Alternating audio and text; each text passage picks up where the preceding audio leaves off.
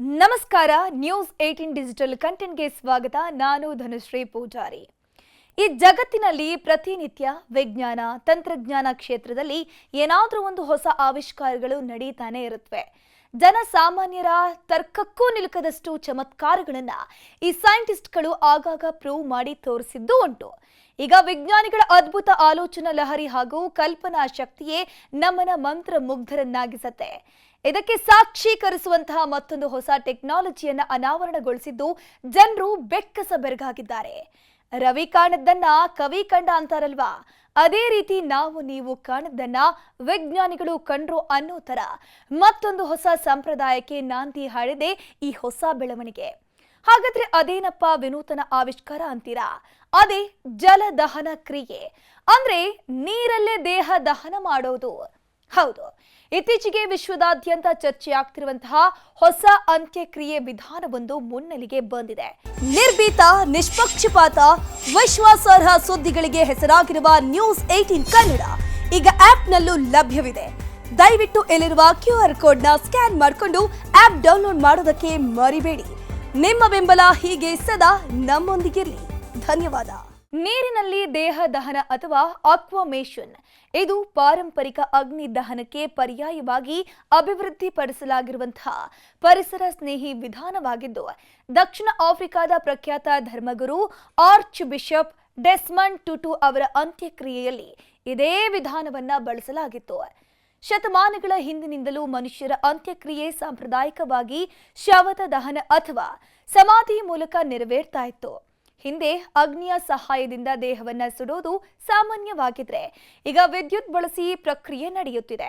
ಹವಾಮಾನ ಬದಲಾವಣೆ, ಪರಿಸರ ಮಾಲಿನ್ಯ ಮತ್ತು ಪರಿಸರ ಸ್ನೇಹಿ ಪರ್ಯಾಯಗಳ ಬಗ್ಗೆ ಹೆಚ್ಚುತ್ತಿರುವ ಜನರ ಚಿಂತನೆಯಿಂದ ಅಂತ್ಯಕ್ರಿಯೆಯ ಸಂಪ್ರದಾಯವು ಬದಲಾಗ್ತಾ ಇದೆ. ಇದೀಗ ನೂತನ ಶೈಲಿಯ ಅಂತ್ಯಕ್ರಿಯೆಯ ಬಗ್ಗೆ ಚರ್ಚೆ ಆರಂಭವಾಗಿದೆ. ಈ ಹೊಸ ವಿಧಾನವನ್ನ ನೀರಿನ ದಹನ ಅಥವಾ ವೈಜ್ಞಾನಿಕವಾಗಿ ಆಕ್ವಾಮೇಷನ್ ಅಂತ ಕರೆಯಲಾಗುತ್ತೆ.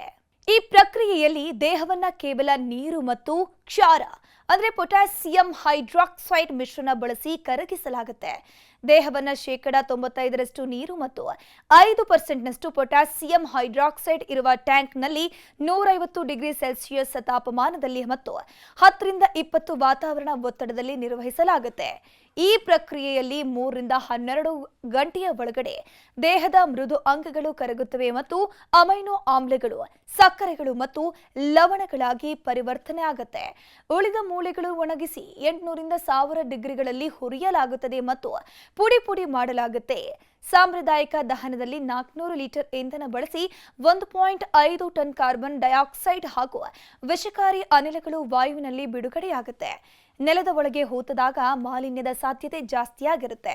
ಆದ್ರೆ ನೀರಿನ ದಹನದಲ್ಲಿ ಮಾತ್ರ 100 ಲೀಟರ್ ನೀರು ಬೇಕಾಗುತ್ತೆ. ಯಾವುದೇ ಇಂಧನ ಬೃಹತ್ ಆಗಿ ಬಳಸೋಕೆ ಅಗತ್ಯವಿಲ್ಲ.